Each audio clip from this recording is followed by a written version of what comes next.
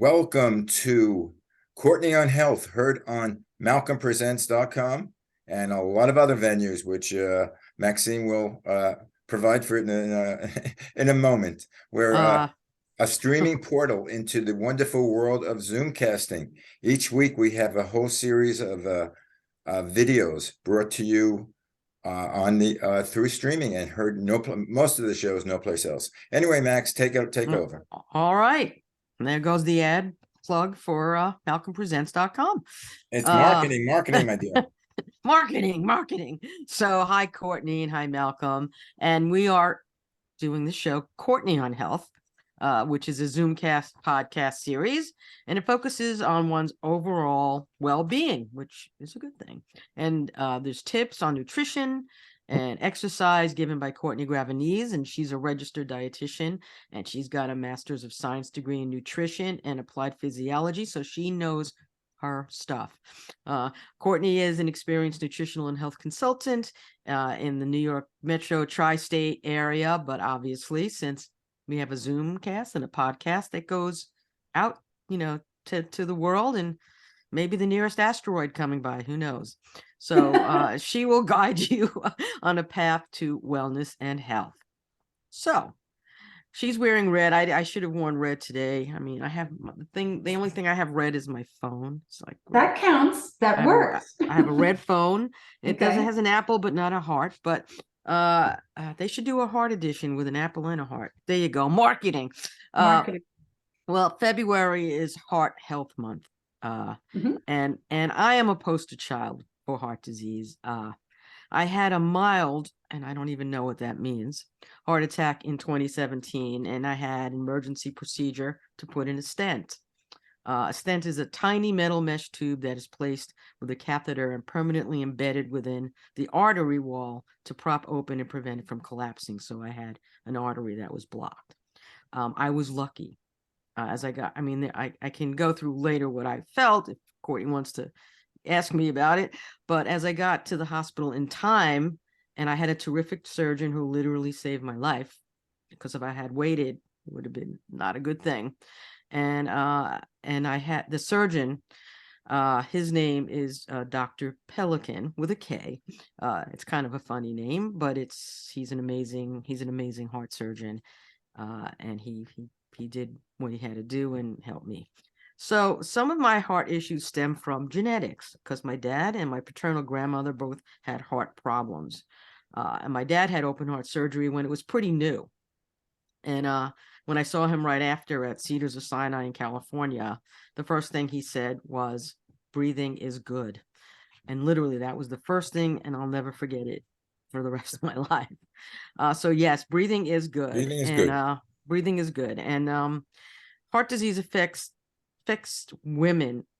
Women don't think about it as much because they think they're impervious to everything. But women are really, the leading cause of death in the United States. They're the leading cause of heart attacks. The leading cause of You're such a comedian. I think I'd say the men are the leading cause of getting women crazy, but that's a whole other story and another show. But anyway, in 2020, the statistic is 314,186 women died from heart attacks. So it's very important for both women, of course, and men to invest in heart healthy habits and activities. According to CDC.gov, there are some factors that impact heart health that are beyond a person's control, such as age, ethnicity. In my case, a good deal had to do with genetics. But lifestyle choices are also, they're controllable, and they can help stave off. So with that, it could reduce the risk of heart disease.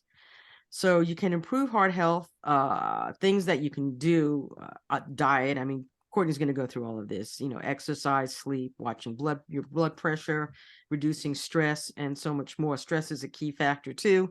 And so at this point, I'm going to turn it over to Courtney to give us some important info on how to maintain a healthy heart. Yeah.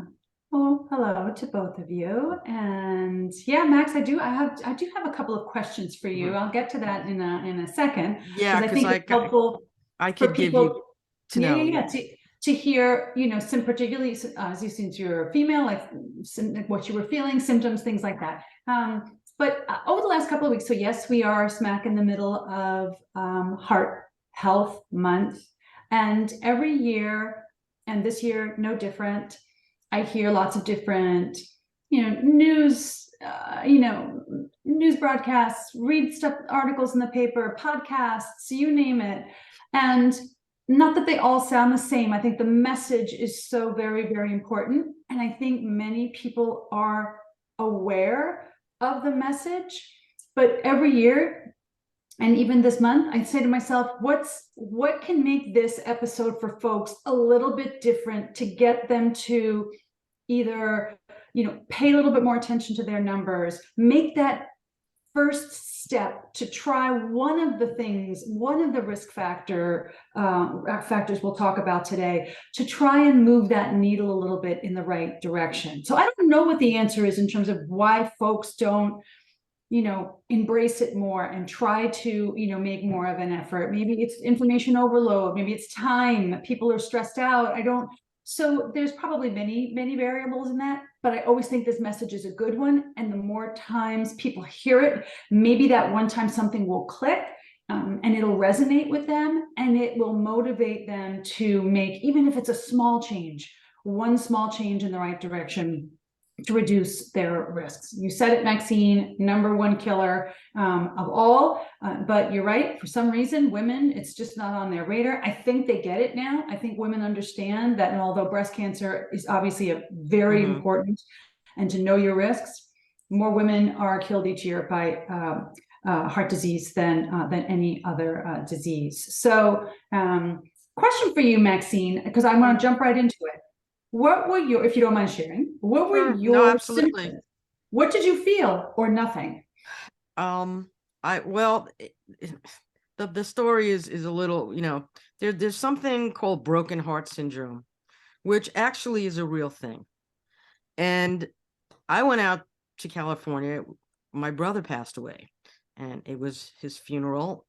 And 2 days after his funeral is when this happened, So actually the day before I was, finally went into the hospital, I completely lost my appetite. I couldn't eat a thing. And everyone's going, oh, because you're upset. I had never had that happen. It was literally completely no appetite. And then I was feeling like muscle pain in my chest. And I took a Tylenol, whatever, it, eased the pain or whatever. And I figured it'll go away. I go to sleep. I get up next morning. Still, they have a beautiful brunch out. Nothing. And then I just started to feel like I was getting tingling down my arms into my hands. My back, I felt my lower back also. I was getting, like my back was very uncomfortable, and I wasn't getting shortness of breath. I wasn't lightheaded, but the pain, the tingling, the back. And then I said, I need to like clear my head, and they go to the beach, take a drive down on Santa Monica Boulevard and go to the beach. So I go with my husband, figuring I'll just try to relax after the insanity. Yeah. And my sister, my niece-in-law, I love Laura, her mom, who, was a godsend. She goes, if you're not feeling good as you're heading down to the beach, St. John's Hospital is there in Santa Monica, and they're really good. And if you're still feeling, because she looked at me, I was also, my color was like way off. I was gray. I was like, really not me. So as we're driving down, I just kept feeling worse.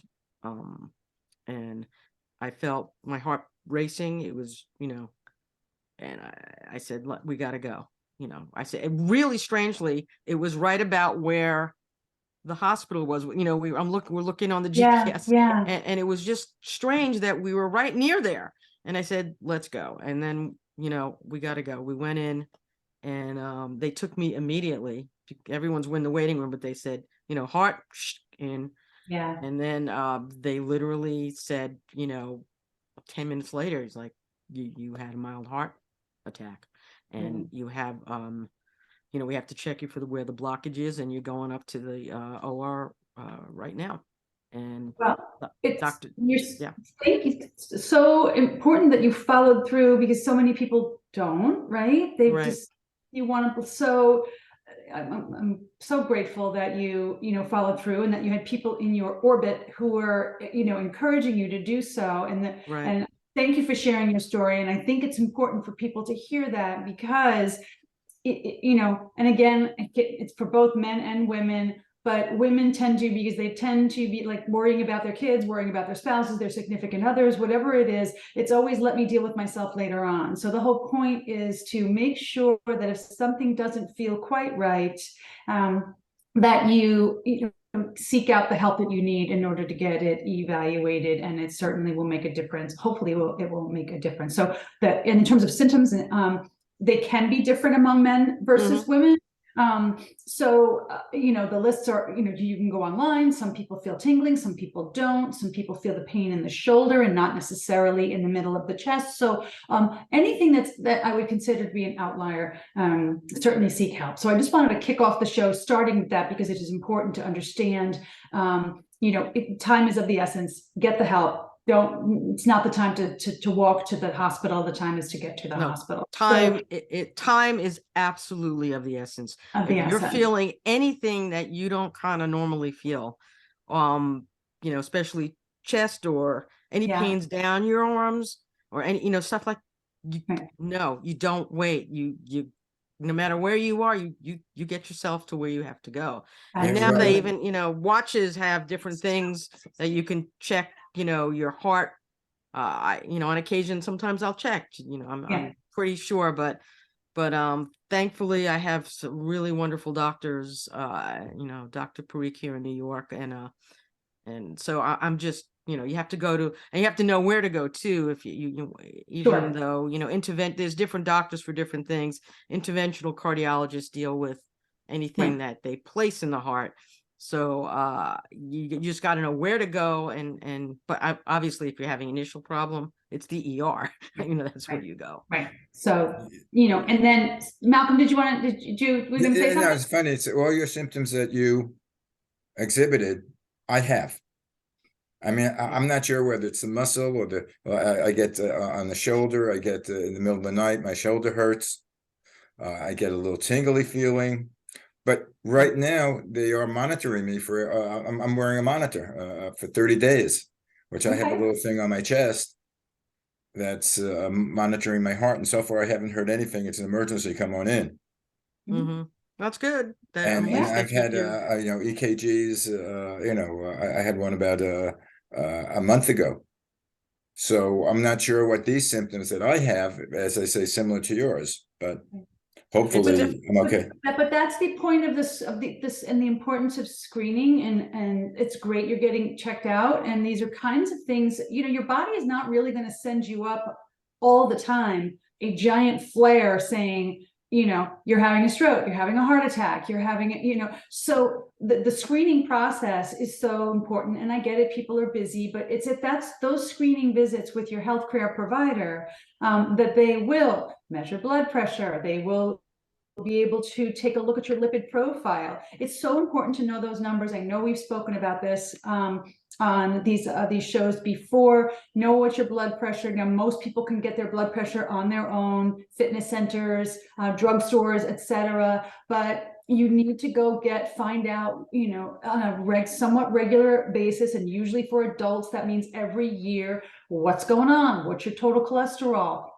What do your triglycerides look like? Specifically, what's your LDL and your HDL? Oftentimes I'll have somebody come to work with me and they'll say, my total cholesterol is XYZ. And that's all they know. They don't know that, I don't expect them to know every single, the ratio, lipoprotein A. I don't expect the tiny numbers, but the little numbers like LDL and HDL and triglycerides are important to know. And I'm sure that their healthcare provider would intervene if those numbers needed to either come down in the case of triglycerides or LDL, or come up in the case of HDL. So the screening part is so important. For those of you listening with children, the American Academy of Pediatrics has their set of guidelines for kiddos. In the absence of any health history, significant history, typically they're going to get the initial cardiovascular screen and that blood test somewhere between 9 and maybe the age of 11, maybe a little bit younger than that. And again, that would be in the absence of any type of issue, family history, etc. It will be younger, and it could be as young as 3 years of age, where that initial blood draw is performed, so that the doctor can see what's going on and then monitor appropriately from there. So because they're seeing that generally when there are cardiovascular risk factors in kiddos, they tend to follow them throughout their life. So you want to intervene earlier. So they will tend to screen a little bit earlier. But as opposed to adults, where we're getting blood tests every year, they're not going to do that to a kiddo. They will generally, unless they see something abnormal that needs to be followed more frequently, the blood test might be every 5 years. So they're not sticking your kid every time you go see for a well visit, which is good, because they're squirmy and it's it can be challenging. So know those numbers, get screened, so critical, and know what those heart disease prevention strategies are. We talk about them a lot on this show. We talk about diet, and generally there's lots of different diets. It's not one size fits all, right? Generally, we know that a diet that's lower in saturated fats, and those come from, yes, animal products, but they also come from plant foods as well. Those are your tropical oils.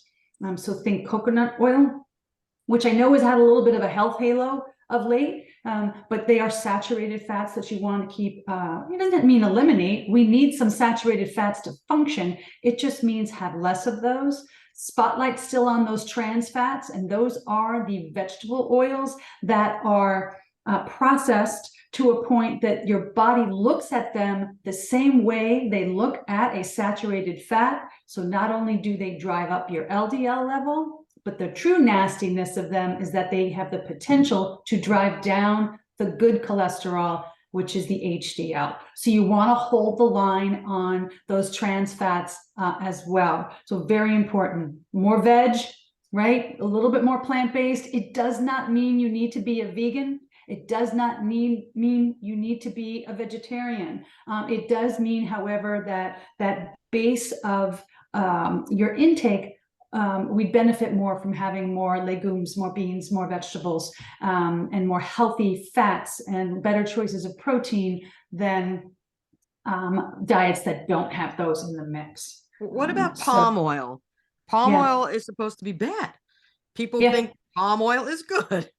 But they're cut. I mean, what's your take on that? And also they're cutting trees in Indonesia and different parts of the world, and they're putting in palm so they can then use. It's environmental nightmare from that respect. But what about from a dietary respect? Right, sure. It's considered a tropical oil as well. So, again, a small amount, probably not going to be an issue. Same thing with coconut oil, by the way. In fact, you might have heard me say as a swap, coconut oil is not, and oil is a bit of a misnomer for it, because anybody who's worked with coconut oil, in quotes, knows that it's solid at room temperature, which is your tip off that it is a saturated fat. Anything that remains solid at room temperature is typically considered a saturated fat. So palm oil is very similar. So we know that diets that are high in these tropical oils can have the same untoward effects as a diet that is high in, let's say, maybe lard or a lot of unhealthy, or let's say unhealthy fats. Right. So there's a lot of unhealthy things out on the internet, all these food crazes, and people go on their social media and they'll see these things that are created. And how does that affect people if they're like, they're trying to not eat poorly, yet they see this stuff and it goes, this looks good, let's have a triple decker, now they're selling like quadruple decker burgers at some of the burger chains W- with w- with I know. cheese on it, and Bacon and cheese, bacon, know. cheese, French fries on it. I mean, it's like a nightmare. and the Coke. I know. And I will say, and I'm not, listen, I'm not bashing a keto friendly diet. I think given the right parameters and assuming that you're having, a lot of keto friendly vegetables in the mix, I'm not throwing the whole meal plan in general underneath the bus. However, it does tend to, particularly if you're following one that is not necessarily bent towards a healthier angle, it does promote a lot of it's bacon, it's very, remember, it's a very high fat, the whole purpose of it is to push you into ketosis. So that's where a lot of this is coming from, is a little bit of this keto craze that might be out there. Again, it may be, I am fascinated by, and I just don't think we have the data yet, but I'm hoping that somebody is looking at this. Like, what does the constant exposure to food feeds, on any form of social media, what does that, if any, maybe it has no impact, I don't know. But what's the impact on people in terms of eating? I mean, I gotta tell you, I look at some of the, and it looks delicious. It's just super cheesy. It's, fried this and it makes you hungry. And I feel like all it's going to do is going to make you want to eat more. But then that's my just being speculative. I don't know if it has any impact at all, but we're trying so hard to push this rock up this hill, and all of these things keep coming along to derail. We need to encourage people to try and eat a little bit healthier. And that doesn't mean twigs and berries and, everything steamed, nasty, unpleasant. That's so not what it's about. And every time we try and make a little bit of an effort, I feel like something comes along and maybe confuses people, or just people just give up. So take a look at how you eat, see where you might be able to make some changes that are at least a movement in the right direction. And that's the best way to start. And it's the same thing about exercise. And we did an episode about non-exercise activity a couple of weeks ago. I got a lot of really good feedback. That was neat. What's that? That was neat. That was neat. I got a lot of good feedback. So, again, take a look at where you are, but activity is so important in terms of reducing your risk of cardiovascular disease. There quite simply is just no other way around it.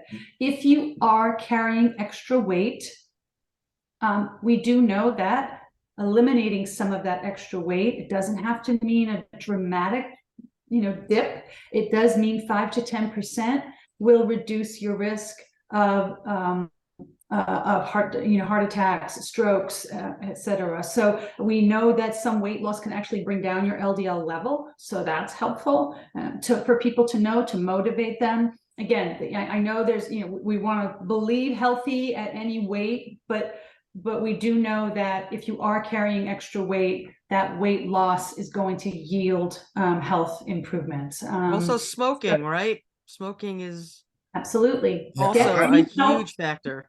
Yeah. I can see these obvious things, to, reduce your heart attacks, not smoking, exercising, eating right, weight control. But the question that I have, which I've been coming lately, is attention. And I've had high blood pressure the first time in my life. And the doctor said, well, you have to reduce all your tension. You have to, how the hell do you do that? I listen, like Max and I listen to the news. Your blood pressure goes up to hear what's happening. I know. And the killing and how do you control that? Turn it off. I would tell you, this is like, again, a whole nother conversation, but I was having this conversation with my sister about this. And I actually, she said, I'm just going to delete the news app on my phone, because just like those food feeds, the nonstop food feeds, the nonstop news feeds that we're getting, I agree with you 100%, Malcolm. It cannot be good for us. It's not always about rainbows, unicorns, and, and daisies, the news. So in fact, it rarely is. So it makes you wonder, like, if I really want to seek out, rather than them constantly pushing it to us, maybe the way to turn that off and turn down that stress, that stressor, is to eliminate the constant feed. And again, I'm just throwing that out there. It was a discussion, but it's a problem for people. It's a 24-hour news feed of negativity, and people should be informed, but I think in many cases it might be crippling us. Yeah, the problem is, you have to, I mean, like, I'm always looking at environmental issues, because that's what I been doing for so long, and report on it or talk about it or have podcasts on it or write about it. And they were saying, people who have been covering this for a long time, and I know people who have, the depression rates have gone skyrocketing to specifically environmental reporters. Now, how do I stop myself from looking at environmental news? It's literally impossible, but I can tone down my other news. Right. That Malcolm was talking about. I mean, if you looked at the news today, you'd be crawling under your desk. At this point, it's the simple things you get involved with, which I speak to Max. Our children are older. Mine is in their 20s, hers in their 30s. But you still worry about them. You haven't experienced your experience. You're worrying about kids when they're young. But I know I call up, especially now where they have the cell phones. I call up my son. And if I leave him a message, if he doesn't call me up within an hour or so, how come?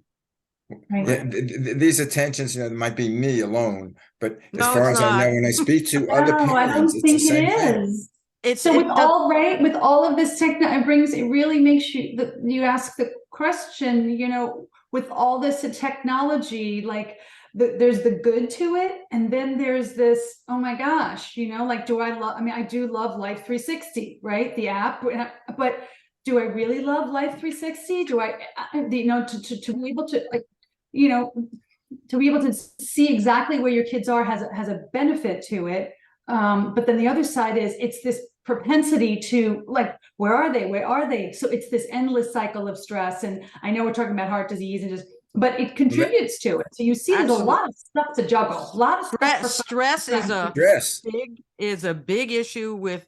I mean, I